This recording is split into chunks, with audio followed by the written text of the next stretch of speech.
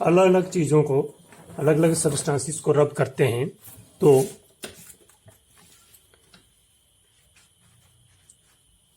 यहाँ पे हम टेबल में देख रहे हैं positive charge and negative charge. Glass rod, if rubbed with silk, then glass rod acquires positive charge, silk acquires negative charge. Means electrons are transferred from glass rod to the silk.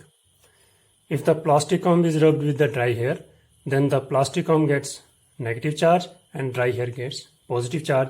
It means electrons are transferred from dry hair to the plastic comb. Similarly, plastic is rubbed with the woolen cloth, then plastic gets negative charge and woolen cloth gets positive charge. So इस table को याद रखें. Properties of electric charge. Electric charge is a scalar quantity, means it has only magnitude. So इसको हम सिर्फ magnitude से represent कर सकते हैं, तो इसलिए इसको स्केलर क्वांटिटी बोलेंगे. Like charges repel each other while unlike charges attract each other.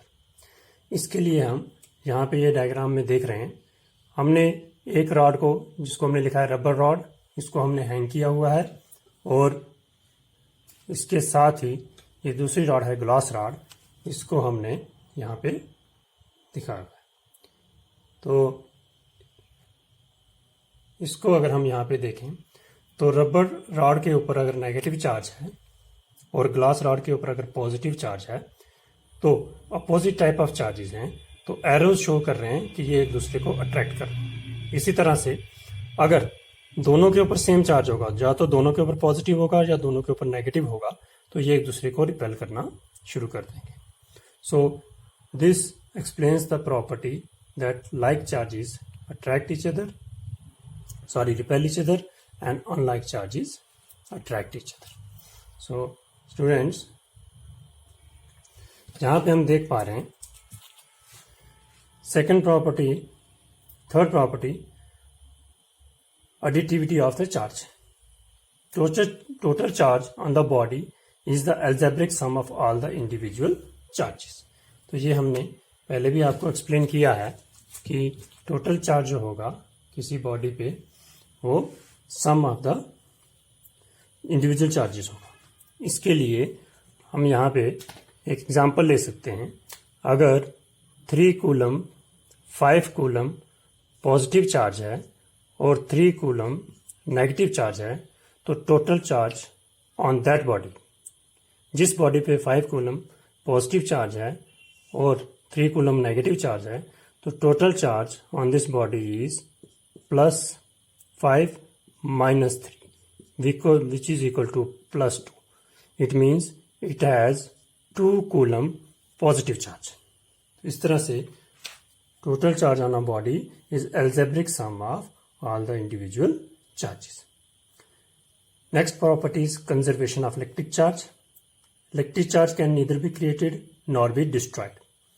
तो हम देख रहे हैं, ये हमने पहले भी एक्सप्लेन किया, जब हम 2 बॉडीज को रब कर रहे थे तो जितने इलेक्ट्रॉन्स एक बॉडी से दूसरे में ट्रांसफर हो रहे थे उतना ही पॉजिटिव चार्ज पहली बॉडी पे आ रहा था और नेगेटिव चार्ज दूसरी बॉडी पे आ रहा. कोई भी चार्ज वहाँ पे क्रिएट नहीं हो रहा था, सिर्फ ट्रांसफर ऑफ इलेक्ट्रॉन से वहाँ पे चार्ज ट्रांसफर हो रहा था. सो इसलिए charge is only transferred, not created. Quantization of charge. In this property, quantization of charge, charge carried by a body is equal to ± ne, where n is an integer.